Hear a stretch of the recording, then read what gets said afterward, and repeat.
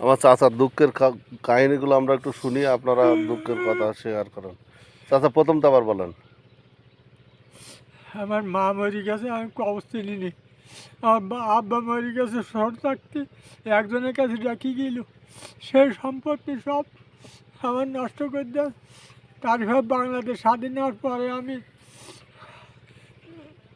বাংলাদেশ পাকিস্তান থাকতে বোধহয় বছরখান থাকতে আমি বিয়ে করছি।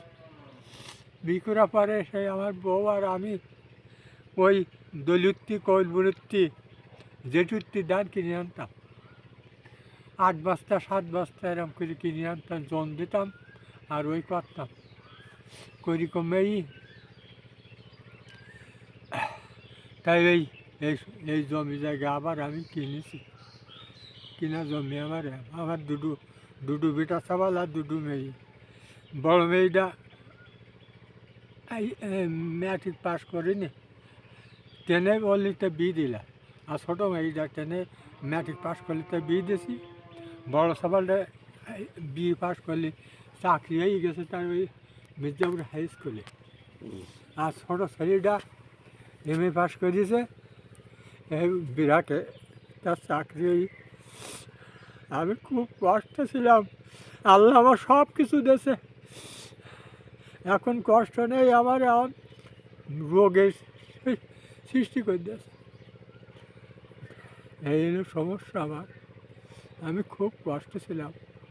চাচা এতিম মানুষ, আমরা চাচা তার দুঃখের গল্প প্রকাশ করেছে। চাচার হচ্ছে ছোটোবেলায় মা মারা গেছিলো, চাচা মায়ের কবর চেনে না এবং বাবও ছোটো থাকতে মারা গেছে, যার কাছে হচ্ছে হস্তান্তর করে গেছিলো দাদার সম্পদ, সেগুলো যে রাখছিল সেই সম্পদগুলো আত্মসাৎ করে ফেলাইছিল। তাহলে এই চাচাকে বের করে দেওয়ার পরে চাচা অনেক কষ্ট করি, অনেক পরিশ্রম করি, আজকে আল্লাহ সফলতা দান করেছেন আল্লাহকে। আমরা দোয়া করব সবাই যেন আল্লাহ আরও চাচাকে সুস্থ রাখেন এবং শান্তিতে রাখেন।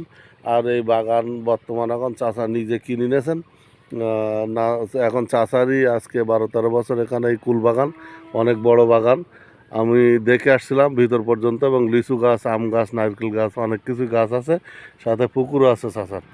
যাই হোক, আল্লাহ অনেক কষ্টের পরেও চাচাকে সফলতা দান করেছেন, এটাই শুকর আলহামদুলিল্লাহ আল্লাহর কাছে। আর আপনারা আমার এই চাচার জন্য আরও দোয়া করবেন, তার শরীরকে সুস্থ করুক। আমি দুন ফোন কার করে আর ডালছি চাল বিক্রি করতে আমি কম কারো দিন।